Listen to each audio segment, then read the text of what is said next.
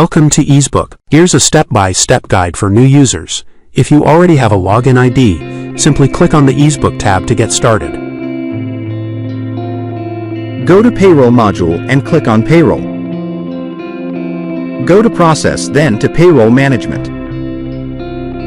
Click on Payroll Management Labor. Monthly labor deductions refers to the various amounts subtracted from an employee's monthly salary for reasons related to labor and employment.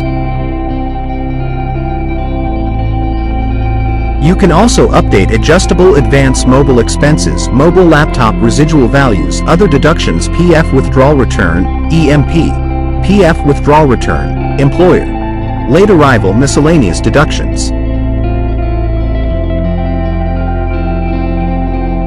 Navigate to Take Action option and click to upload deduction. Choose File very carefully. After choosing the file, click to upload data.